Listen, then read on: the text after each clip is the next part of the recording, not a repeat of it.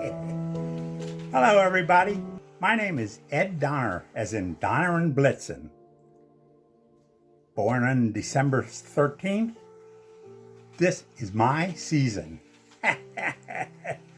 Anyway, I am in my armchair and the smoking lamp is lit. What am I smoking today?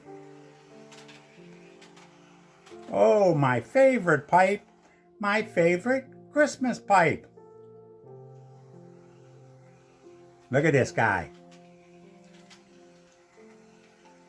This it is a Savinelli Christmas, I think 2021. Look at that stem. It's green, it's beauteous. I know you can't tell it, but I saw this stem and that's why I decided to get this pipe. Now the bowl was black. And I said, well, this would make this perfect if this bowl was a red one with the green stem, a little bit of copper or gold, white. So, I bought another one, same style, but it had a red bowl. So, turn this into a black on black, the black bowl with a black stem, to make this guy. Beauteous, beauteous, beauteous, beauteous Megamus Maximus. A Christmas beauteous.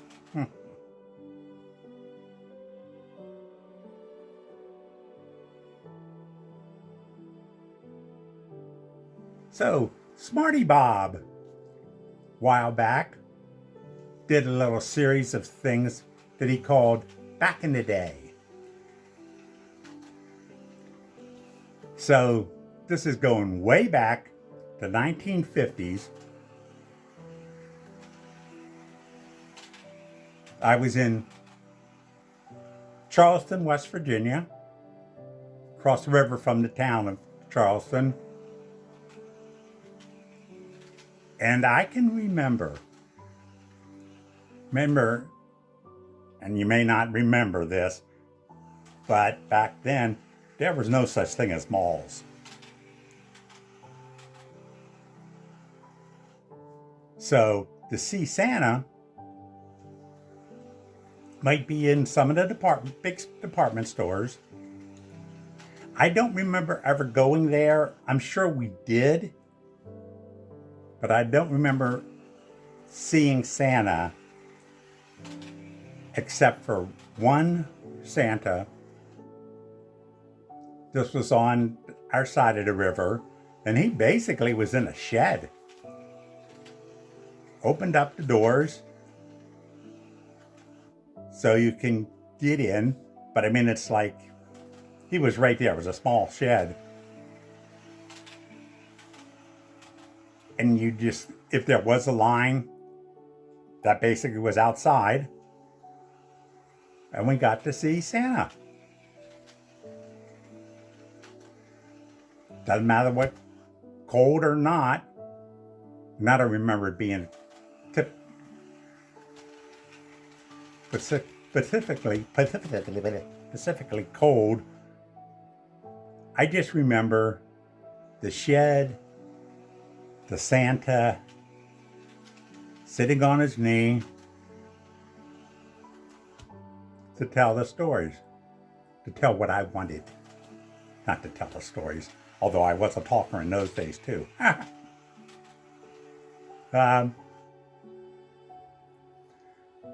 Just, how things have come. Again, I'm sure had been to a few more other Santas, but this is the only one I can remember, and it just gives me a good feeling just remembering that, going to see him. So again, back in the day before malls and Santas everywhere, that was kind of nice.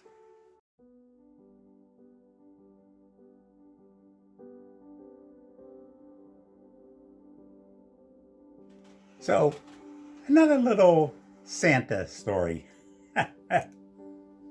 This is when, in Fort Collins, Colorado, me and my brother had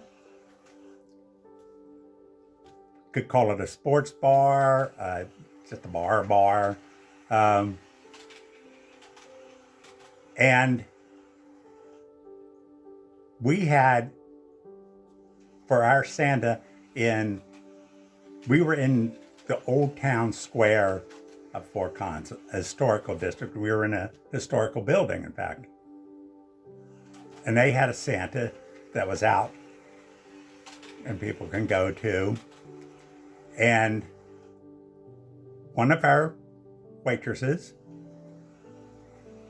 was a cute little gal that worked as his elf, so she was the one, whoops, sorry. She was the one that helped him out. And this Santa, and you're just gonna have to imagine the Coca-Cola image of Santa. The white beard, the thick white beard, hair beard. I don't want to say chubby face, but it was a full face.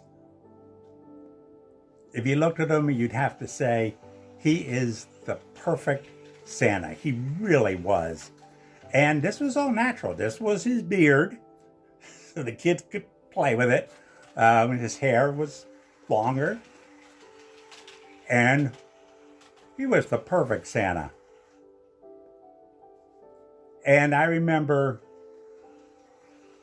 the day, Christmas Eve, I'm sorry. I was kind of working as the bartender. Him and my waitress came in, and he was just beat. Immediately, they had shots, tequila. As in, I said, more than one shot. Tequila. And he was done. He was no longer going to be Santa, And the thing that I remember, this guy was truly a decent person, really loved kids. I mean, he was Santa. But he was, you could just see it in his face. It was over with.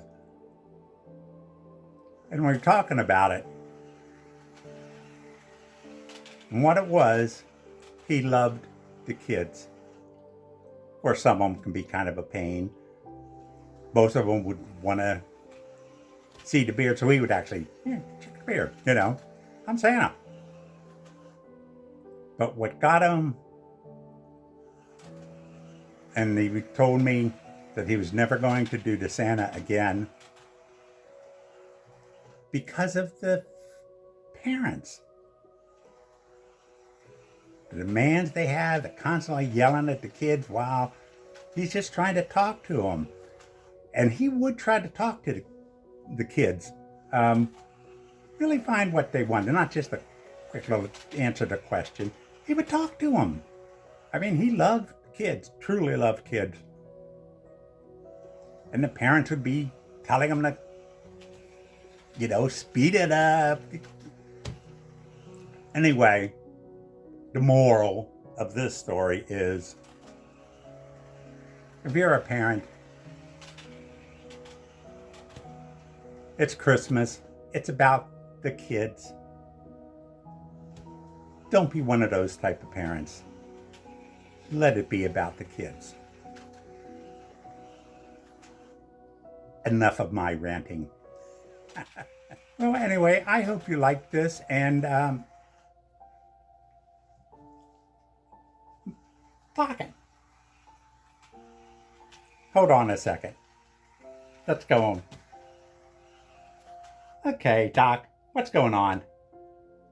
We are getting ready to go out caroling for tobacco. Captain's idea. Caroling for tobacco. We're gonna rack it in. You're gonna go caroling for tobacco. Getting our voices ready, you know, because we have the voices of angels. Voices of angels. We'd really like you to join us because the three of us. Yeah, I know. You phenomenal. Have voices of angels. No, I'm not going to join you. But we're getting ready to go out and do some caroling. Caroling for Christmas. And get that tobacco. But I really don't think too many people have just extra tobacco for you guys. What could go wrong? Okay. Yeah. Yeah. I'm not going to stop you.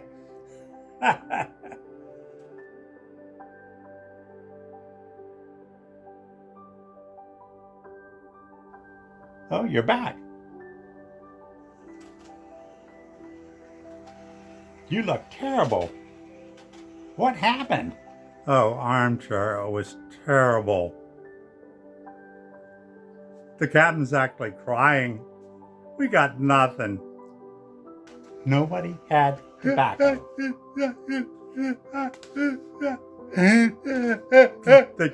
Twice they called the police on us. Captain got kind of bit by a little dumb frickin' dog. Okay. It's Christmas.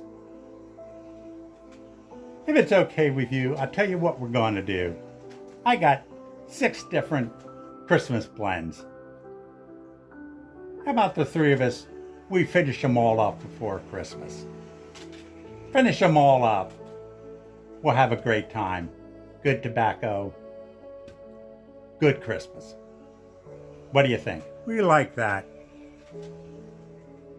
Merry Christmas. Merry Christmas, armchair. Merry Christmas. Merry Christmas. Happy holidays. And may your smoking lamp always be lit. And take care out there.